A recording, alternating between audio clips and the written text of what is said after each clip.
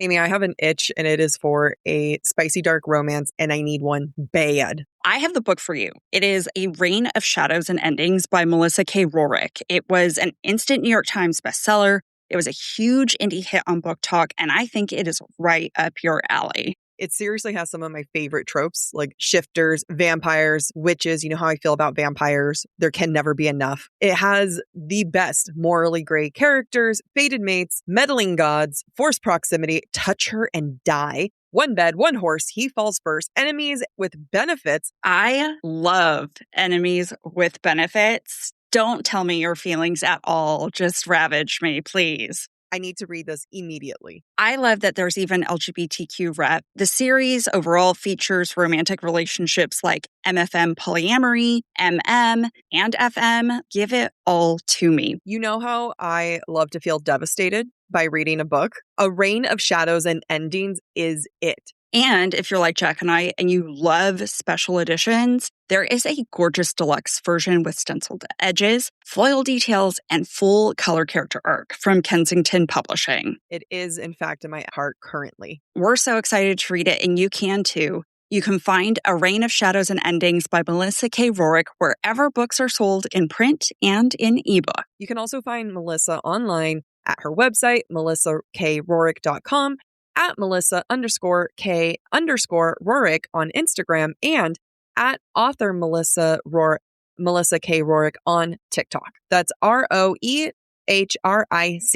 Study and play come together on a Windows 11 PC. And for a limited time, college students get the best of both worlds. Get the Unreal College Deal. Everything you need to study and play with select Windows 11 PCs. Eligible students get a year of Microsoft 365 Premium and a year of Xbox Game Pass Ultimate with a custom color Xbox wireless controller. Learn more at windows.com/student offer. While supplies last. Ends June 30th. Terms at aka.ms/collegepc.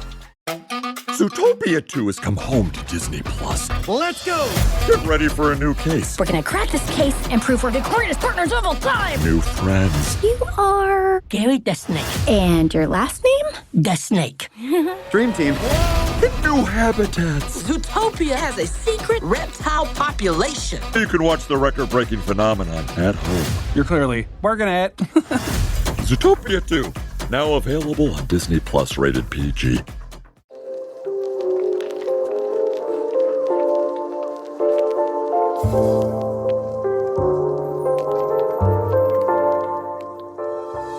Welcome to Book Talk for Book Talk with Jack and Amy, a literary podcast where we deep dive into the writings of your favorite novels. We are preparing for our literary analysis of Sarah J Maas's House of Flame and Shadow, the third installment of her Crescent City series. Currently, we're calling this our Surviving Not Thriving season because life is a bitch. And instead of taking a break, we are bringing you content that makes us happy, and hopefully it makes you happy because we love you. This is Jack. And I'm Amy, and today we're discussing more listener thoughts from our website submissions, DMs, and more that we've received during our analysis of A Court of Silver Flames. The views expressed by the hosts are entirely their own and in no way represent the thoughts or intentions of the original author. This podcast is a discussion shared to spark thought and conversation on the characters and themes of this novel. The interpretations presented in this podcast are just a few of many possibilities. Listeners are encouraged to read along and share with their own analysis of the text. Though hosts speak mostly within the constraints of this book, series, and extended universe, spoilers may be discussed with or without warning. Explicit language, as well as themes of sex, violence, abuse, depression, self-harm, and death will recur throughout this podcast. Listener discretion is advised. If you're enjoying the podcast, check out our Patreon for more exclusive content.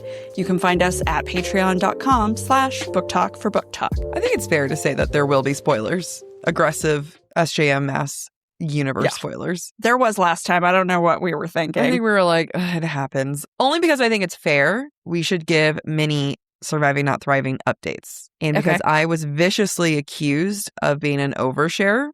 And the fact that, like, people may not have seen your personal Instagram account where you have decided to also overshare, I think it's not just right, but equal for us to give hints of oversharing at the beginning of this, of our Surviving Not Thriving. My overshare update is that my mom's getting discharged from the hospital on Wednesday.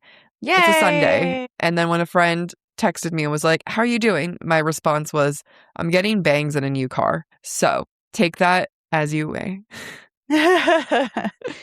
What am I supposed to share? I'm unpacking religious trauma on my personal account. So go find me if you want to hear What's some oversharing. Themes. Is it God's wife again, or? Yes, I've got 2 more God's wife reels. Then I have some carousels that have to do with sapphic literature. And we're just going to kind of be all over the place, celebrating queer joy, talking about queerness in literature, unpacking my queer experience, all sorts of weird stuff. So yeah, come find me. Go find her Instagram account and see that she too overshares. For context, in case you didn't listen towards the end of the last episode, I, on my first post, saying, hey guys, I'm going to use my personal account to talk about my experience with religious trauma and queerness and sorry, not sorry. One of our listeners, I believe Esty, commented, great, you can balance out Jack's oversharing, essentially. We look forward to more. And I purposefully did not share it with Jack until we were recording because I knew she wouldn't go back and look at my comments. I'm like, can you identify if other people have oversharing? I think we just kind of like, we let them do their thing. I don't know. You tell someone they're oversharing. I think that's but I'm used to you oversharing. No, there's a difference friend. Between you and I oversharing because and I can say I'm oversharing, but can someone else tell you that you're oversharing? I don't know. I feel scored. I feel burned. I don't know.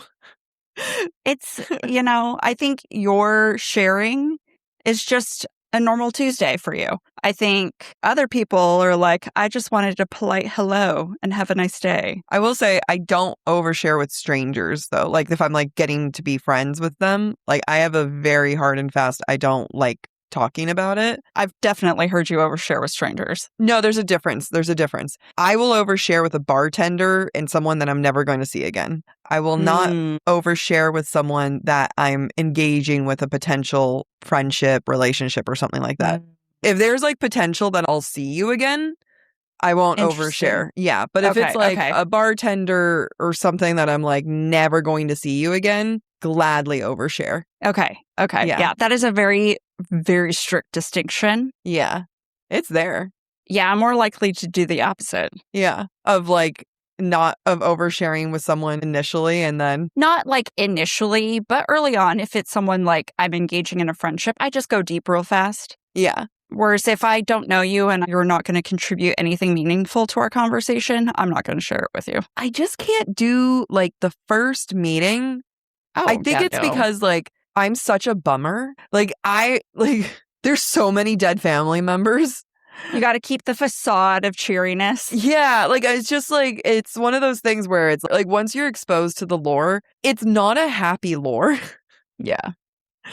And then it just gets confusing. Yeah, that's fair. Not that your lore is not a bummer, but it's just really hard to go be like, so dead dad. And then like, that's just the start. That's the easy one. Now bio dad. Bio dad. We got stepdad. We got dead grandparents who were very much like a father, mother figure, and a dead uncle who was also very much like a father figure who was there the day I was born. We've got options for you. To each their own. I'm just going to bleep it out so Esty never hears the oversharing again. I'll just like have it. I'll find it so that she never gets it specifically.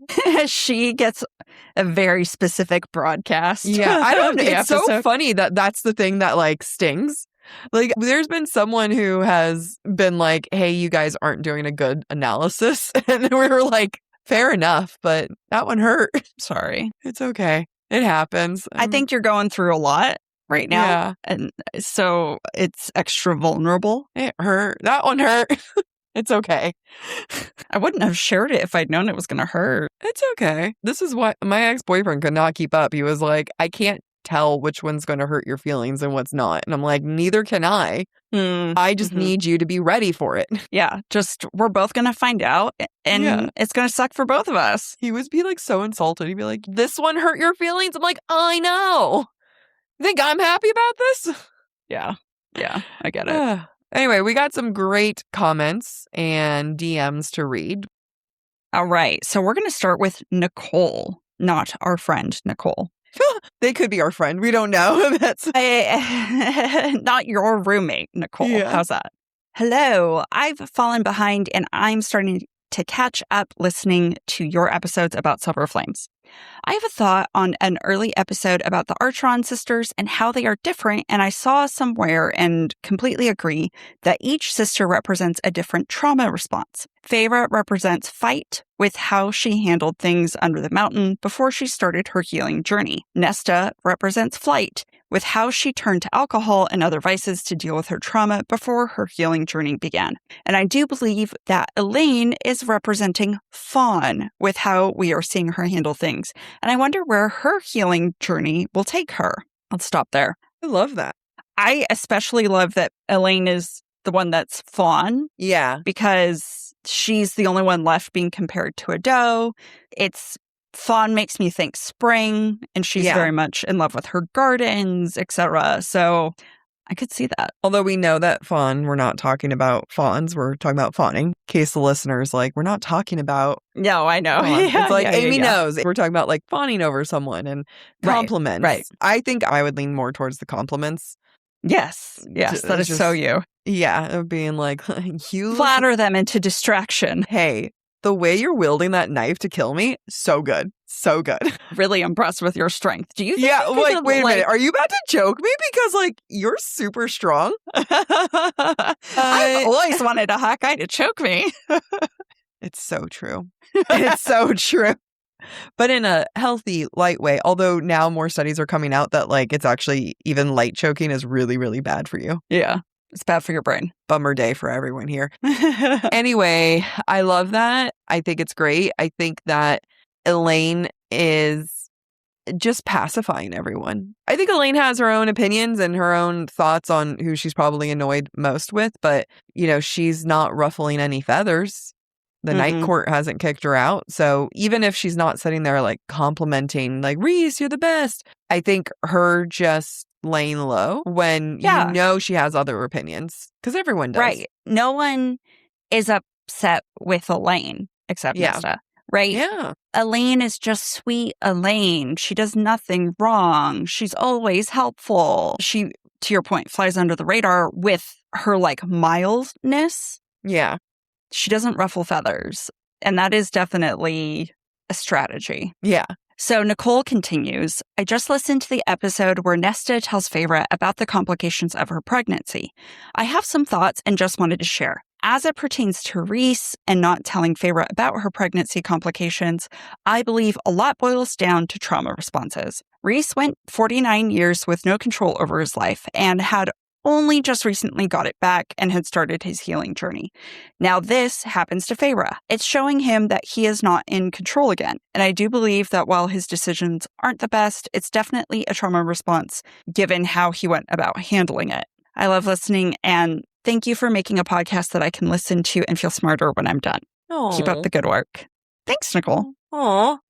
I think it totally tracks that how Reese is handling the situation with Feyre is a trauma response. Yeah. Given that he's just endured 49 years of trauma, never mind the hundreds of years prior to that of trauma. Yeah. So that is why, when people are like, he's evil, it's kind of short-sighted and a little judgy. I think because it's easy to write off people's wrong decisions as malicious when there's nothing malicious about what Reese is doing toward Feyre. Yeah. It's truly about, quite frankly, he doesn't know what to do. I think that there's two ways, or one way, but two different approaches in a way of thinking about the scenario. I think that you can have the opinion of yeah, that was absolutely horribly wrong, and also have a lot of empathy for him and have a lot of understanding how he got there and understand that it doesn't come from a place of maliciousness. Again, was it right? Should he have done that? No, right? We can play that game all day long.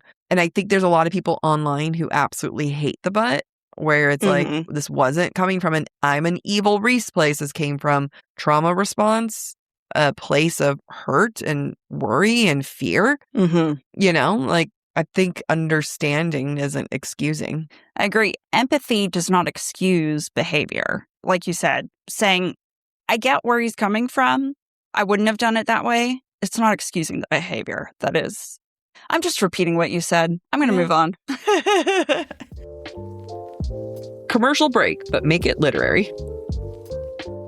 One of the first things I do when I move was I needed to get new sheets. I needed that restart in my bedroom. And that's why I go to Boll and Branch for their variety and their quality. Boll and Branch not only has your sheets, but they have everything you need. They have their signature satin sheets, breathable pillows, cozy waffle bed blankets, and beautifully crafted comforter, all designed to work together for comfort and temperature regulation. I always start the night off freezing, then I get hot, and then I get cold again. But ever since I've switched to Boll and Branch, I have been so comfortable every single night. When Jack and I recently went to New York, I put my Boll and Branch sheets on the bed so that when our friends who watched our cats came over, they could lay in those sheets. And I got so many compliments about the quality and the breathability of the fabric. They definitely asked me where I got them. I get complimented every single time I have a meeting for work and you can see my bed in the background, and everyone always says how pretty it is, how stylish my room looks. I am not a stylish person, and yet Boll and Branch is making me look like I have my life together. What's even better is that their signature organic cotton sheets get softer the more you wash them. It makes me excited for laundry day.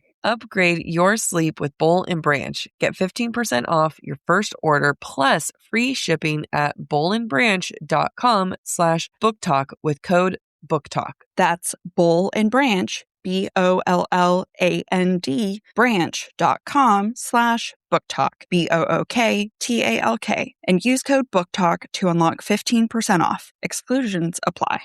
All right. Shall I read one? Sure. Okay, so this is my apology tour to Michaela. Anyway, we're going to go through a series of these. This is from September. How do you spell the name? Michaela. Michaela? Yeah, I like how you're like, yeah, you know what? Her struggle made sense. Okay. Mm-hmm. Mm-hmm. Okay, so this is from last September. Just listened to Cruel Thirst episode. I love the book. It was cute and simple, but interesting and deep at the same time. It was the first book I listened to that included high amount of Spanish, and I found it interesting and very well done. It brought me closer to the story without taking me out of it. And about when the moon hatched, the first time I listened to it and stopped after 3 chapters, and after some time, I tried to read again and loved it. Some books really need the right time to be read. That is so true. This podcast could have happened way earlier if Amy had been willing to. We could have gotten ahead of the trend if Amy had just listened to me and read the book. Not like we would have known what to do with it. No, but it's true.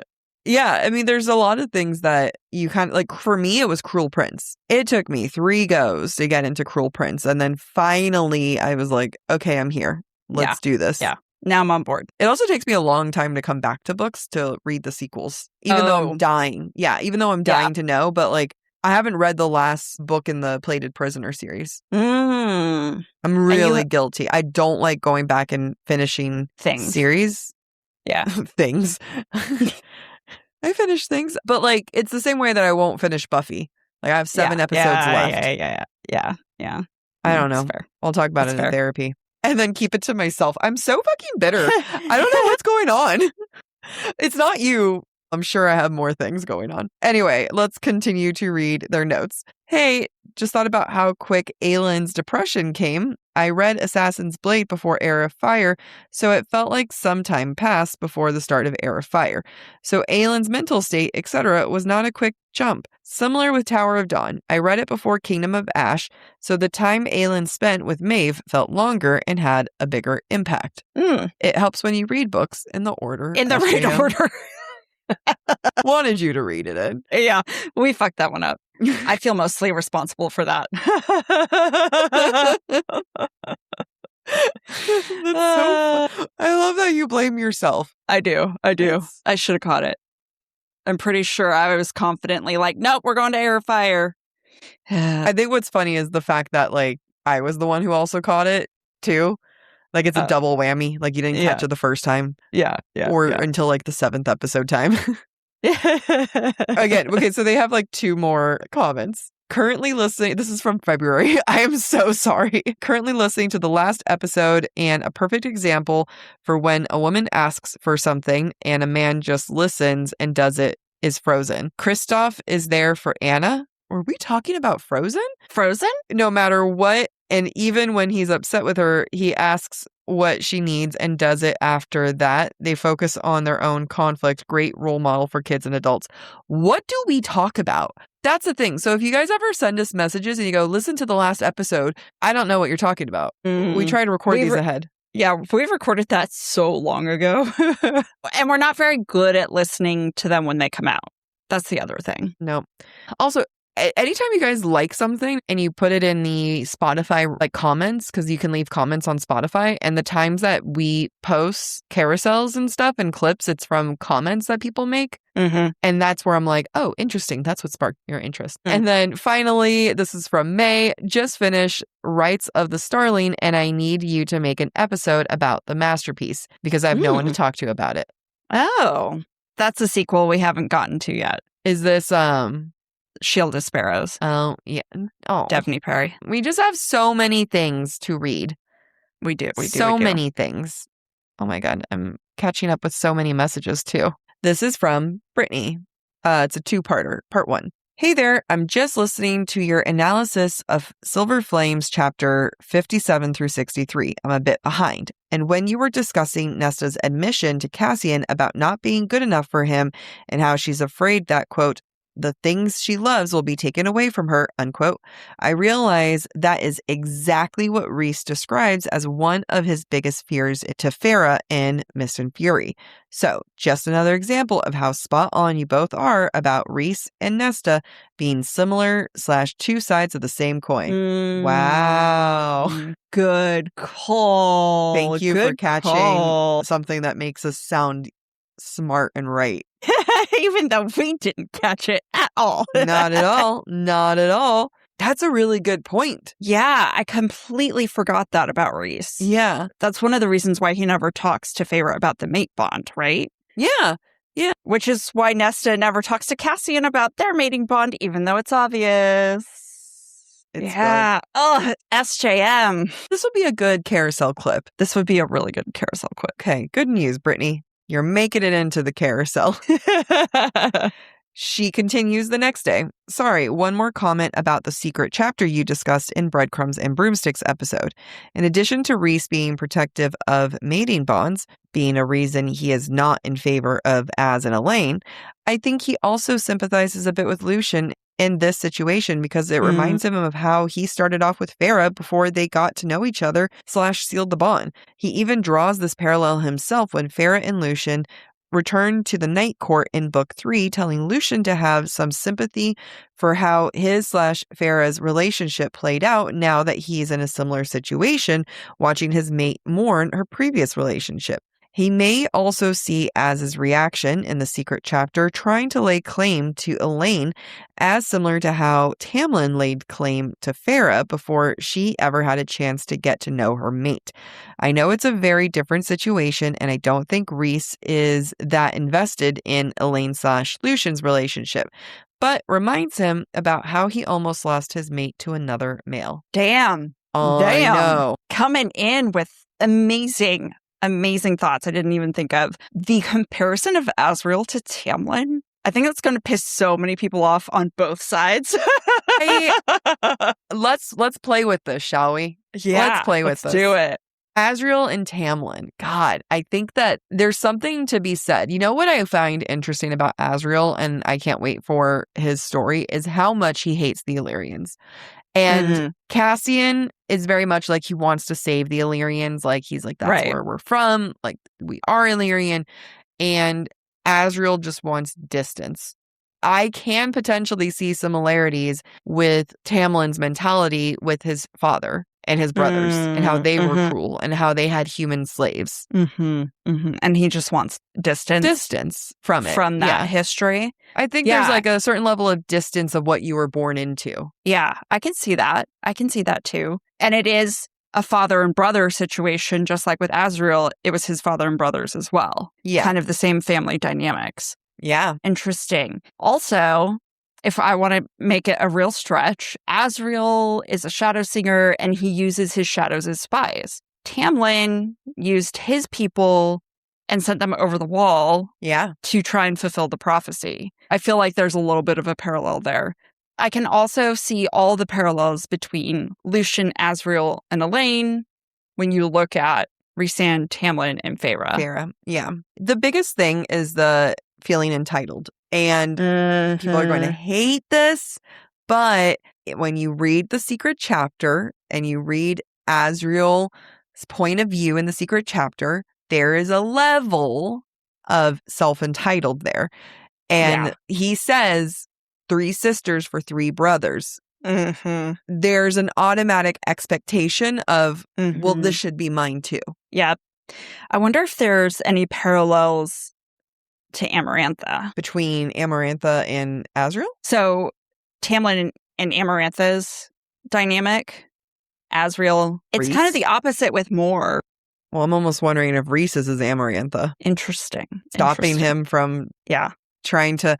I mean, for me, it comes down to the self-entitled. Like, they both presumed that this person's for them. And I don't think, and again, this might piss people off, Tamlin truly believed that Feyre loved him too, till the end. Yeah. You know, and that's the thing where it's like, Tamlin wasn't working under the idea of, oh, she doesn't love me if I'm going to win her back. Or, you know, if I can have her, no one will, right? He was working under the assumption of Rhys has brainwashed her. She needs my help.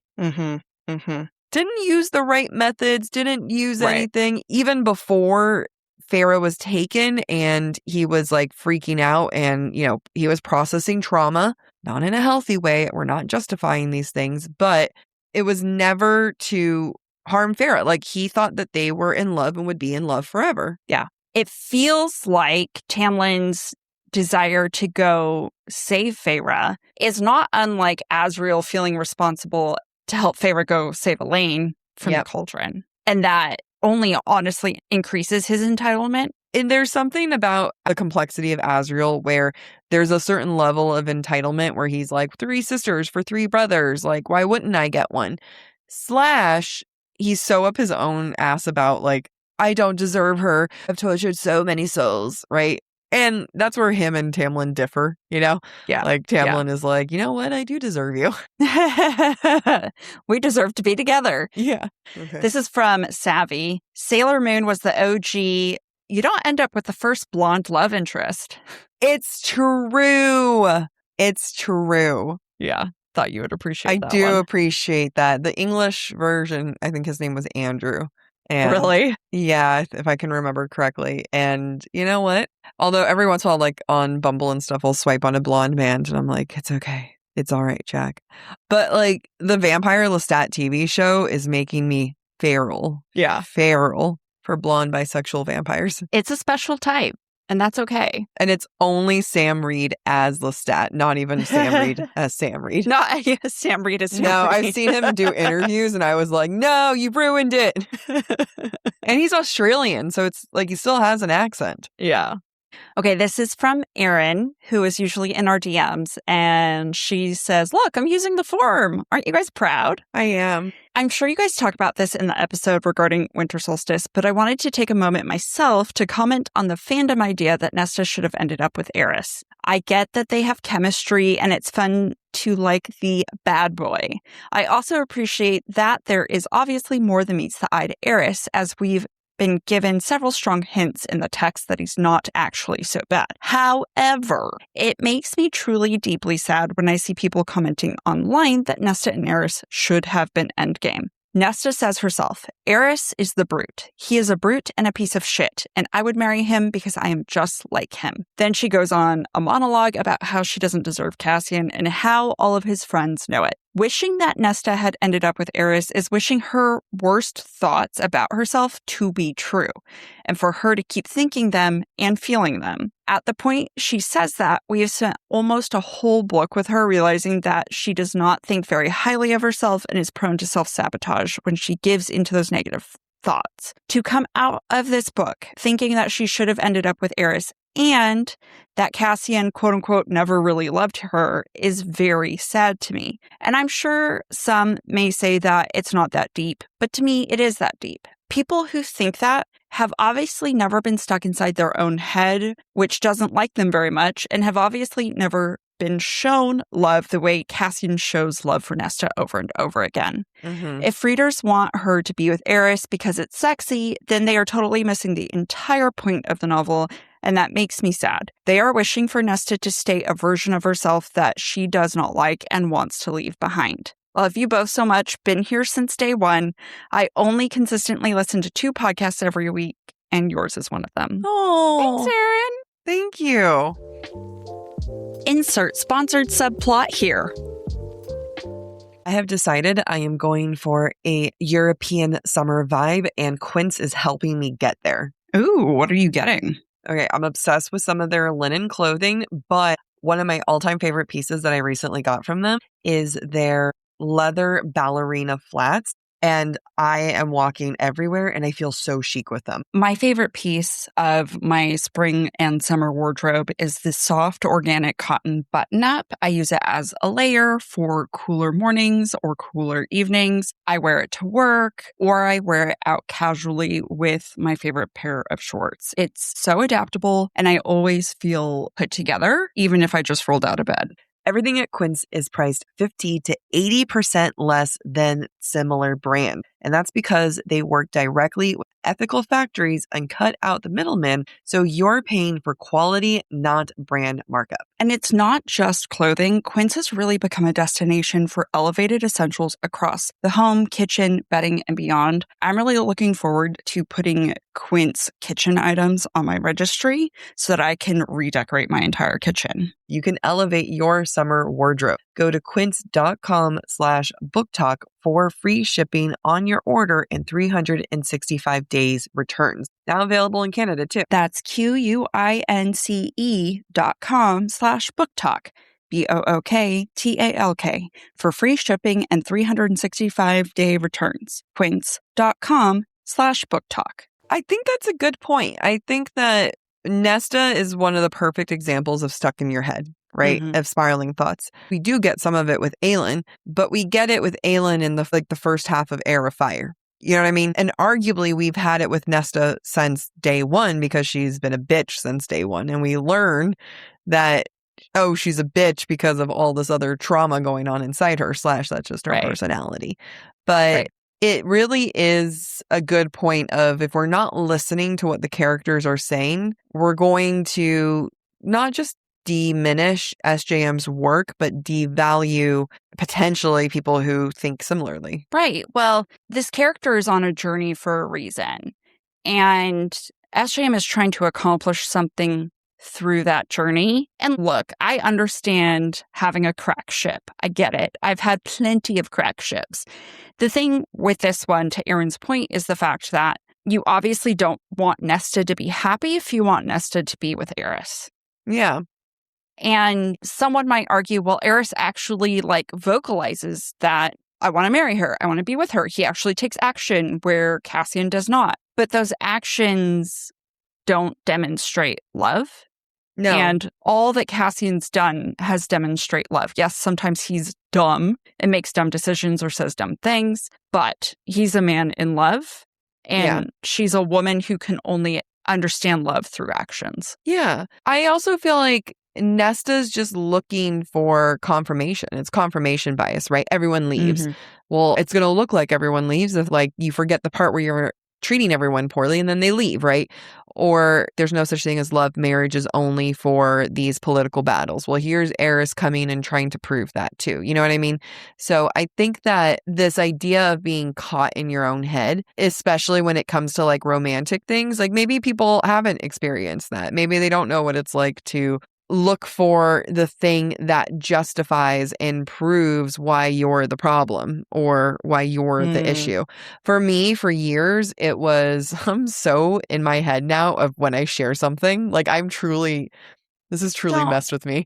This person, they were just joking. I know, but for to whatever reason, like this is like, if it makes you feel better, I'm not going to say their name because I don't remember it and I don't want them to get any crap, but I'm just in a weird place. But this is the thing I've chosen to obsess about. Anyway, it was like, for me, it was years of, well, if I was thinner, they wouldn't have broken up with me. If I was petite, they wouldn't have done this. And I think that I can see that in Nesta. Of, I'm just the selfless, worthless thing. And like Eris confirms that, you know what I mean? He comes from a shit court. He's a shit person. He's done shitty things. So of course someone like him is going to want her. Cassian wanting her goes against what she thinks of herself. Right. In a lot of ways, you could argue that Eris is a duplication or repetition of Thomas Mandray. Yeah. Not because Eris is going to try to assault her, but she assumes his level of evil is equivalent to Thomas Mandray in her mind. Yep. Very, very true. Okay. This is from Jessie. We love Jessie here. We love Jess. Why am I saying Jessie? Because it's written as Jessie, but I say Jess. Maybe that's not what she wants. Anyway, I'm humbly suggesting the book is called Our Vicious Oaths. That sounds familiar. By N.E. Davenport. Yeah. Doesn't that sound familiar? As the next book club season. Did we get that on Fairy Loot? We were actually supposed to interview her at one point, and the scheduling fell through. Oh, okay. That's why it sounds familiar. Vicious Oaths is by a Black author with Black fae, and there are aspects of Black culture woven in as well. I absolutely loved the character development, and the spice is delicious. And she went at the university I work at. Oh, that's fun. also why it's like top of mind for me. That's hilarious. And then I have another one from Amber, and these are also 3 separate months that we missed. Yay! Ready? Amber. Sorry, Amber. Following up on the question about, did the analysis make me feel different? This is about Throne of Glass, or rather Air of Fire. Rowan is literally one of the only SJM characters that I've always been about. I love all of the couplings and relationships and Dorian and Kale by the end, but you could remove Rowan in his entirety from the story and I'd be fine.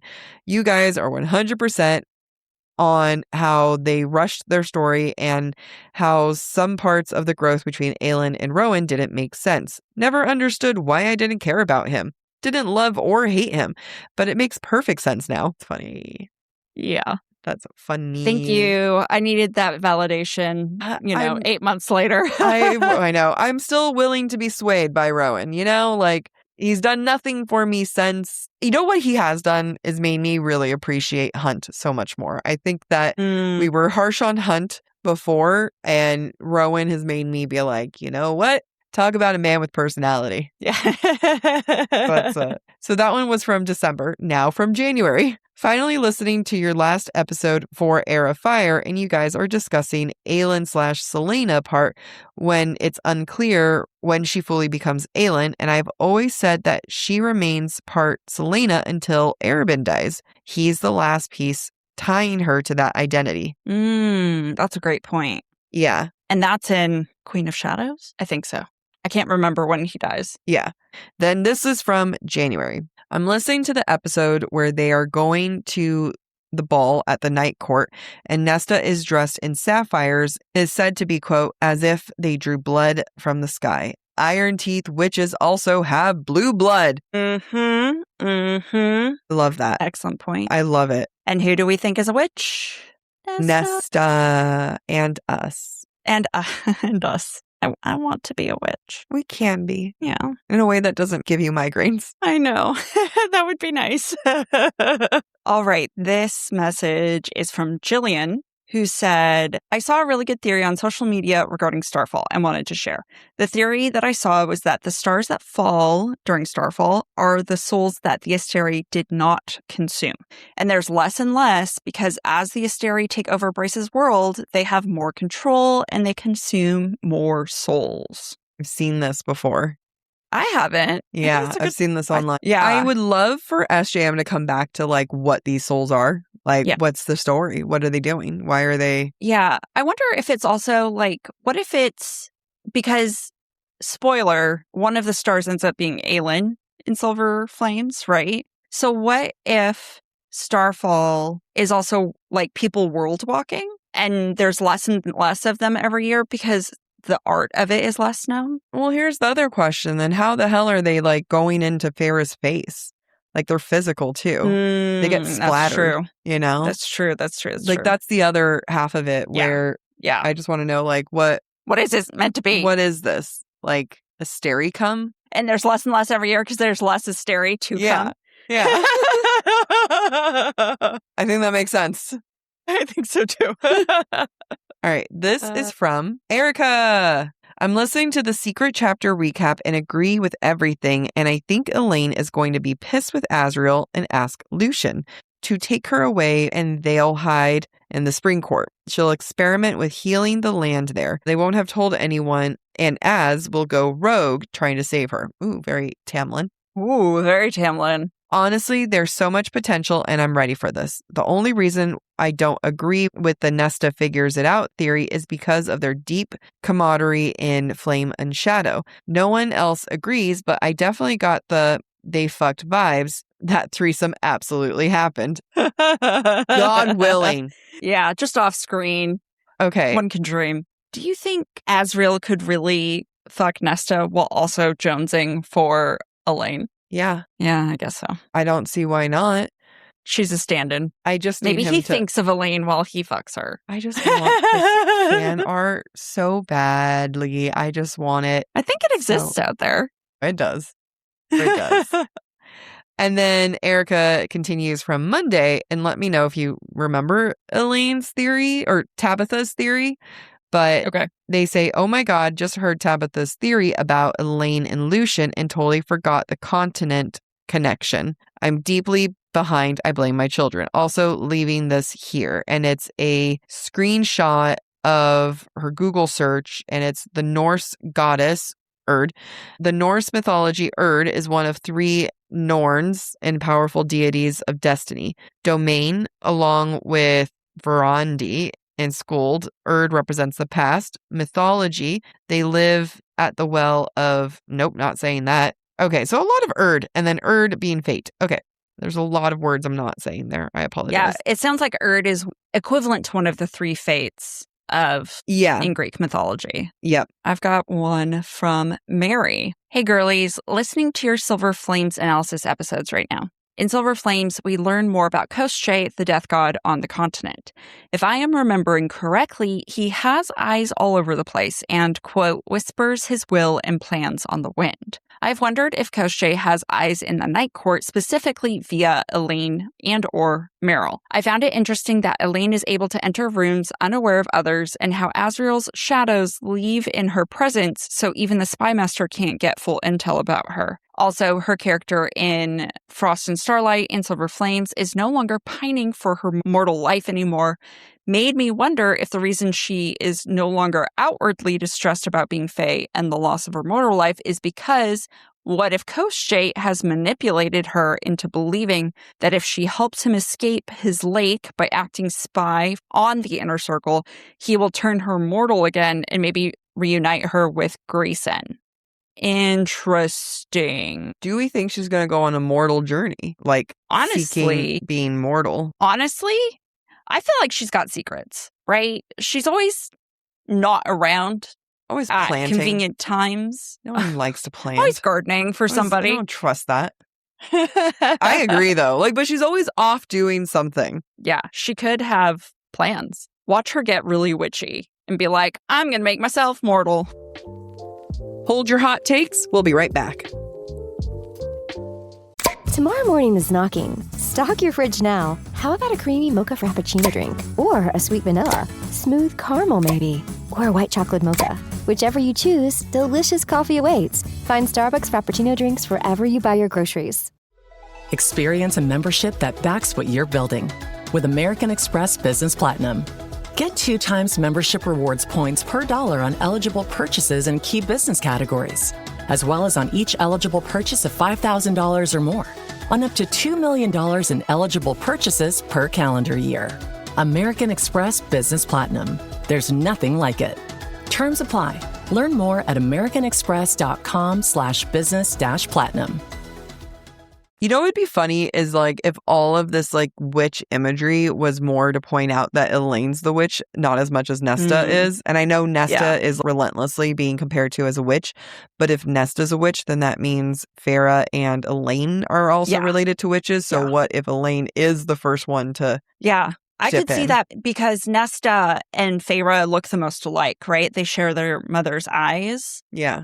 But Elaine is different. So while Farah and Nesta become warriors, what does Elaine become? Certainly not a warrior. Yeah. I hope she doesn't. I mean, and this comes from someone who I need more representation of women who are not going to become warriors. But I do hope that she's different. Like, that's a good reprieve, you know, where she's capable, but I would never call her a warrior, right? Right. We can't have Elaine also be a warrior. Not everyone gets to be. Be strong in your own way. You know what I mean? Like, there's other ways to have strength. Like, she could be really good at Excel. You know what? I would applaud her. I would feel represented. There has to be the Excel manager in any wartime strategy, okay? Someone has to navigate those sheets. This is from Antoinette. Hi, I'm doing my reread after I listened to your analysis of Throne of Glass, and I'm on the defend/bash Rowan mini, and I, first off, love you guys, and Jack's recap is so steamy, but okay. Around the 37-minute mark, we hear the comment from Elise, asking how you would rewrite the punch differently. I was thinking similarly to Amy's response, like shoving her up against a wall and growl or some face shit, because even punching the wall is too normalized in society and fantasy. Jack, you said something like, go into the ring, and I had to pause, and sorry if you guys end up saying it, but like, yes, like when Farah and Rhys solidified their mating bond, Cassian knows that does the same. Something to the male, and he provokes Rhys's dominance in a healthy and safe way. When Farah is going through it, when she leaves Tamlin, Rhys and Cassian are there for her in the ring while she fights it out and then breaks down. Rowan is meant to be the instructor. And if he's so trusted to teach Aelin, then why did he not just say, okay, Aelin, you have such a big mouth and want to talk shit, then fight me? Because then that not only puts context to the violence, but is a choice both of them make. With spoken/unspoken rules, like, yes, of course, Aelin wants to punch, and Rowan might have seen she needed a reality check, but there's no way he could dole out punches like that. And regardless of how the Fae do it in their culture and species, Aelin is human at that point. Like, imagine if she clipped the hawk form of Rowan because he clawed her.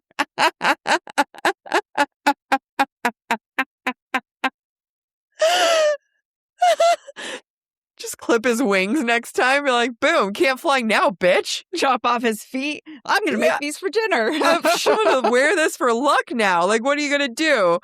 Like, I mean, that is funny. Just so depressing. Just put Vaseline over his wings. Let's see you fly now, asshole. Like, that's so fucking funny. Okay. If she could clawed him or something.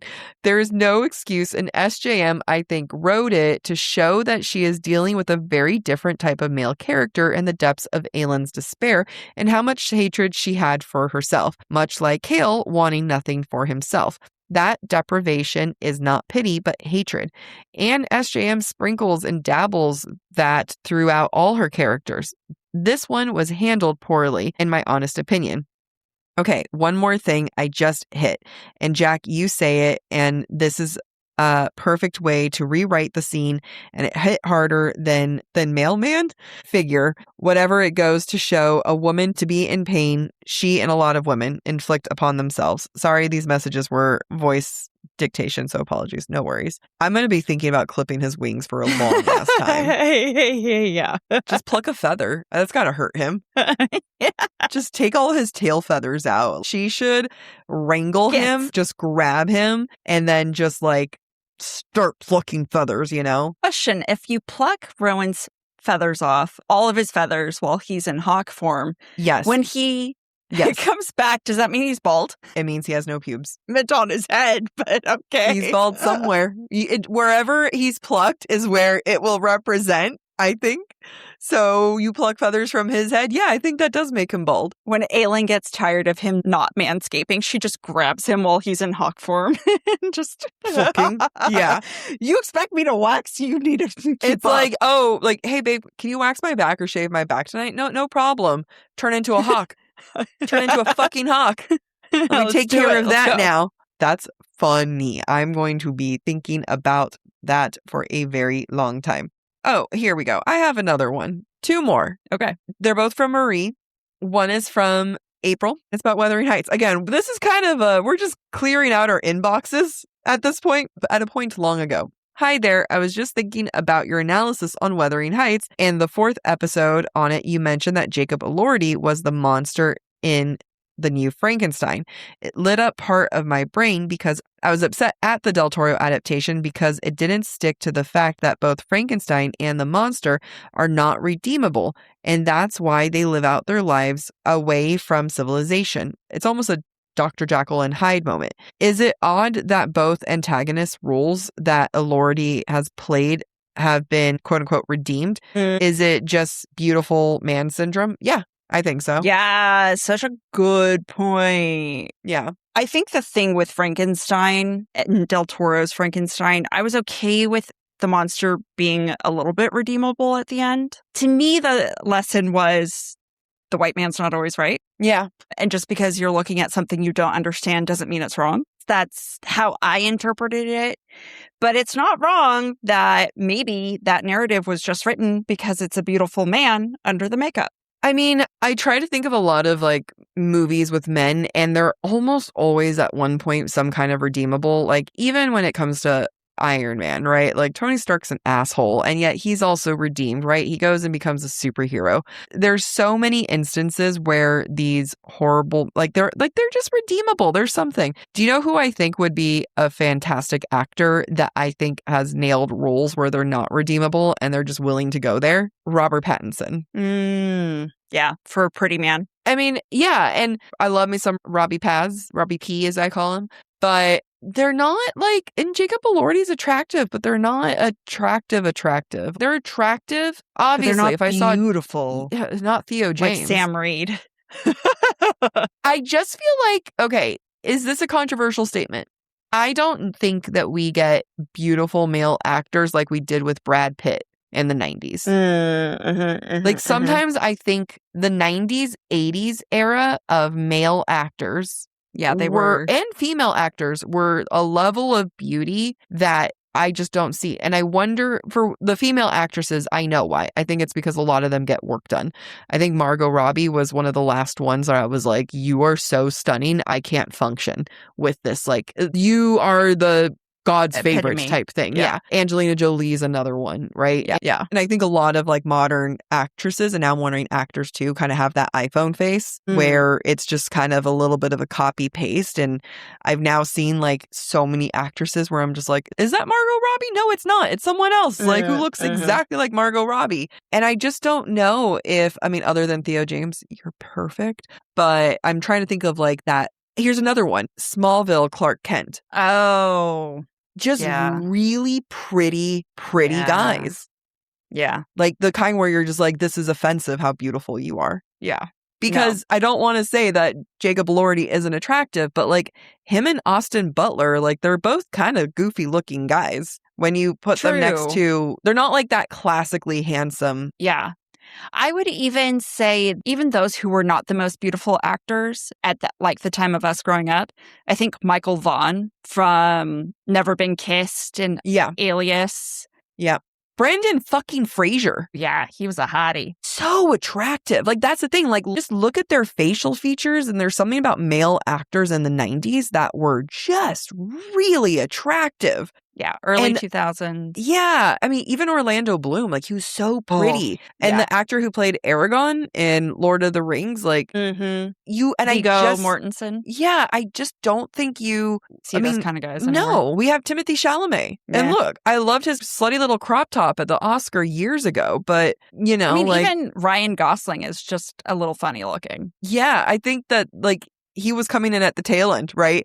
Yeah, and it's so funny because it's like even Jim Carrey was very attractive. he made himself look very stupid. But like, there's just like a certain level of attractiveness that I wonder if male, and this is criticism from men, I'm all on board. And I wonder also if that's because the focus became on what kind of muscles they can put on. Right. Go back It was more about the whole package. Yeah. Like, well, I mean, if you look at Smallville actor and you look at some clips from Smallville, he's not ripped. Like, he's not crazy ripped. Like, he's actually, in today's standard, would be on the skinny side. And I wonder how much of male actors today are made for. I'm so torn. I feel like female gaze or male gaze? I think they're overhyped between they're either so for the male gaze or overly hyped for the female gaze. I think that Jacob Elordi, Timothée Chalamet, Austin Butler, it's very female gaze. I think that the Chris Evans or like the Thor, Captain America, Chris Hemsworth, that's the male gaze. Yeah, I can see it with the overly muscular popping veins. What I want is Mummy Brendan Fraser. Yeah. I want that pretty boy who can pick me up, but I don't need him to be rock hard. I don't need him. You know, he's getting in shape now for the next Mummy, and everyone was like, Brandon, we would take you no matter what, but I'm just happy for you. Like, Brandon Fraser. I don't even want George of the Jungle Brandon Fraser. Oh my God. We just unlocked Amy's straight side. Oh, man.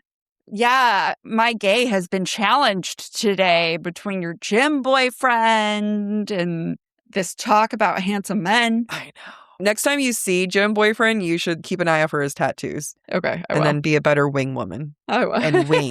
Fucking wing for me. I mean, you actually wing quite a bit. I take it you your all space back. so that you shine. No, what you do, and like a good best friend, is you tolerate my bullshit. And when I say I need you to go work out in that corner, or I need you to come to the bathroom to wash your hands with me, you'll do it. That's ask your wing. Questions. Yeah, no, you look at me and you sigh and you know exactly what's happening. Yeah, that's right. That's right. Let's wrap it up. All right.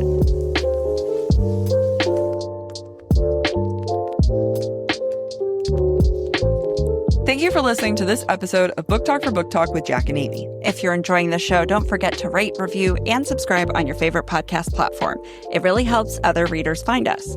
And of course, we'd love to hear what you thought of today's episode. Share your comments through our forum at booktalkforbooktalk.com, and we might feature your feedback in a future mini episode or in a Patreon exclusive episode. For merch and more ways to support the show, head to booktalkforbooktalk.com. You can also follow us on TikTok, Instagram, and YouTube at the handle Book Talk for Book Talk. Bye. Bye.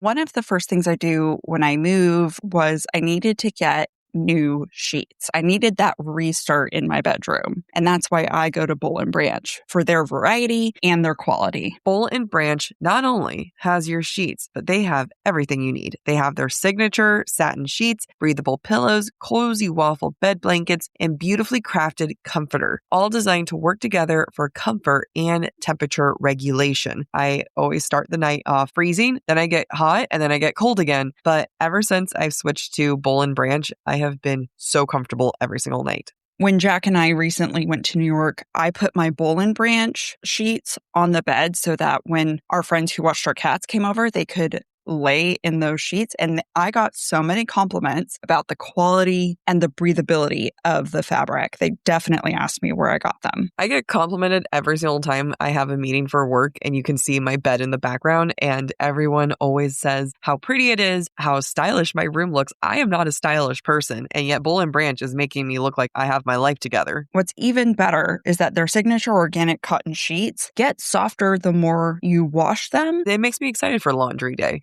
Upgrade your sleep with Boll & Branch. Get 15% off your first order plus free shipping at bollandbranch.com/booktalk with code BOOKTALK. That's Boll & Branch, BOLLAND, branch.com/booktalk, BOOKTALK, and use code BOOKTALK to unlock 15% off. Exclusions apply. I have decided I am going for a European summer vibe, and Quince is helping me get there. Ooh, what are you getting? Okay, I'm obsessed with some of their linen clothing, but One of my all-time favorite pieces that I recently got from them is their leather ballerina flats. And I am walking everywhere and I feel so chic with them. My favorite piece of my spring and summer wardrobe is the soft organic cotton button-up. I use it as a layer for cooler mornings or cooler evenings. I wear it to work or I wear it out casually with my favorite pair of shorts. It's so adaptable and I always feel put together, even if I just rolled out of bed. Everything at Quince is priced 50 to 80% less than similar brand. And that's because they work directly with ethical factories and cut out the middleman. So you're paying for quality, not brand markup. And it's not just clothing. Quince has really become a destination for elevated essentials across the home, kitchen, bedding, and beyond. I'm really looking forward to putting Quince kitchen items on my registry so that I can redecorate my entire kitchen. You can elevate your summer wardrobe. Go to quince.com/booktalk for free shipping on your order and 365 days returns. Now available in Canada too. That's QUINCE.com/booktalk. BOOKTALK for free shipping and 365-day returns. Quince.com/booktalk.